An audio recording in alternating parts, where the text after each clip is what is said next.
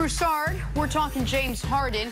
Yesterday, Harden says that he not only knows he needs to bring a championship to Houston, but he promised he'd do it, quote, very, very soon.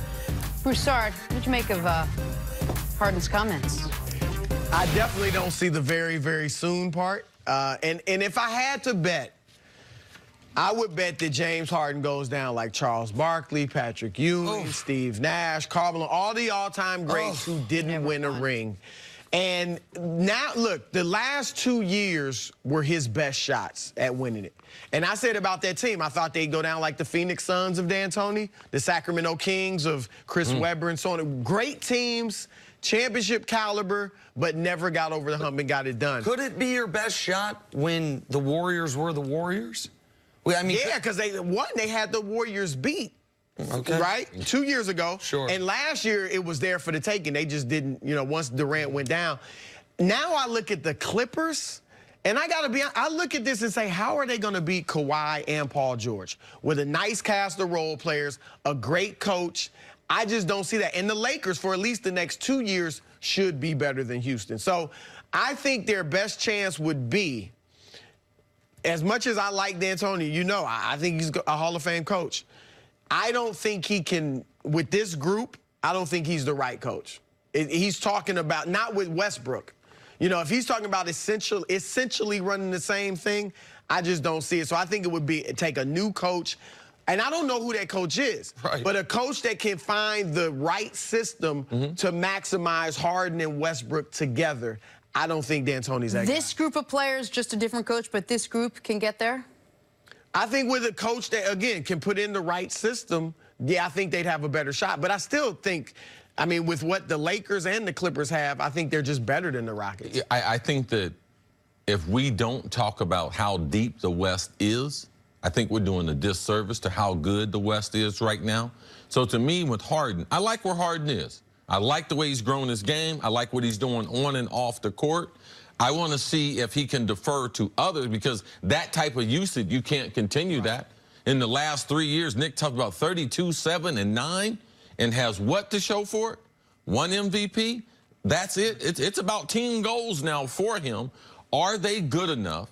Is the coaching staff good enough to win not 1 series, 4 series? And when you talk about how deep the West is, that would mean, again, first round, Utah. Yeah, let's just go through a hypothetical bracket. Right, first round, Utah. Second round, Clippers. Third round, Lakers. Championship round, Bucks. Here's a totally different one. First round, Nuggets. Second round, Warriors. Third round, Clippers. Championship round, Sixers. There ain't no easy outs at this point, right? So for me, I believe in Harden. I believe that his leadership will only get better now because Chris Paul is not there. But tell me the system for which they're going to play. I heard the press conference, I heard the clippings and everything, and you cannot play this same way because it's proven. Harden has been worn out in the playoffs the last couple years. Russ, if he tries to play his normal 80, 82 games, he's going to be worn out third, fourth round in the playoffs. So for me, what are they going to do different? I don't think the coach is going to do anything different. He's shown not to do anything different. And I think you make a great point. That's not a list you want to be on. Because when they talk about all the people in sports, I see my name on that list. They normally get Charles first, then they venture over and make the list nice and juicy, and then throw me off on there. But I'm on there. It's true.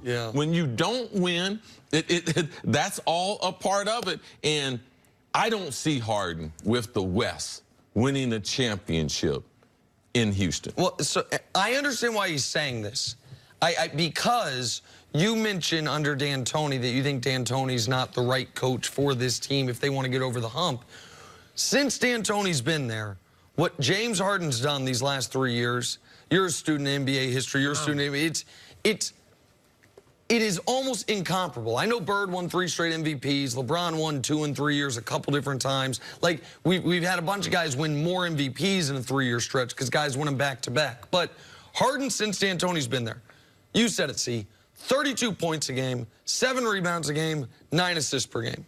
2 scoring titles, 1 assist title, 3 first-team All-NBAs, an MVP, 2 second-place finishes in the MVP. He's 30. Yes. He's 30. We think of him as widely veteran. He's only 30 years old. Come in young. He came in young, and as soon as he got to Houston, was a superstar. Was an MVP candidate the moment he got there. But since he's been to Houston, ain't been to the finals. Got to one in OKC, what feels like ages ago. This is the only thing left. Because let's just say we're wrong. Or that. I hope he wins. I'm a huge Harden fan. Because if he wins one, then you start. Let's just say they had won 2 years ago when they were up 3-2. Okay. When Chris Paul got hurt. Harden gets to say, hey, everybody, by the way, I'm the one that replaced LeBron. I'm the best player in the world. I just won MVP, won 65 games, beat the unbeatable Warriors. And if he would have been coming off the title, followed that up with averaging 36 a game, even if they lost last year, nobody would, I mean, he would be a made man. It's the only thing left for him. Here's the thing. One-man shows rarely, if ever, win in the NBA. Yep. Wilt Chamberlain, I mean, that was the greatest one-man show ever. When he was averaging 50 and 45 and 36, he didn't win his championships. He won his 2 championships averaging 24 points a game and 14 points a game. That's crazy. Michael Jordan's 3 highest scoring seasons. Yep. Never won a championship. No success. And so Harden, and that's the look, Harden's versatile enough to play differently. We saw it in Oklahoma. We don't want him to go back to that, but he's got skills. He can do it all. He averaged 11 assists per game. Right. He can do it all, but now he's gotten a taste. I mean, you know, that's tough to get rid of when you've gotten that taste. He's being mentioned in the same breath as Wilt and Michael Jordan and best offensive player ever, perhaps. That's hard to get that out of your system once you start tasting it. I remember Randy Moss, man, our first year, we went 17 and 1. Yep. 17 and 2, because we lost one in the regular season, then we lost to Atlanta NFC Championship. And we're in the locker room, man, I was devastated. 16 and 2. I was totally devastated, 16 and 2.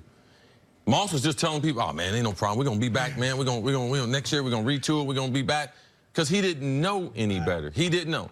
2 years later, we're back in the NFC Championship. We get 41 bageled at Giants Stadium. Zip. Right.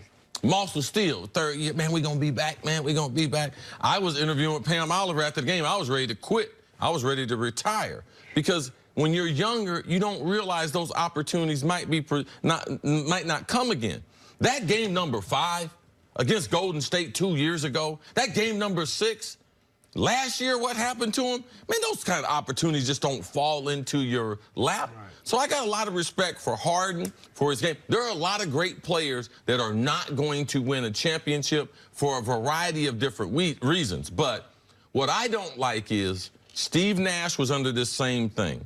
Oh, he's a system player. No, Steve Nash made that system. And I believe that James Harden was going to be a superstar no matter which team. When he left OKC, Agreed.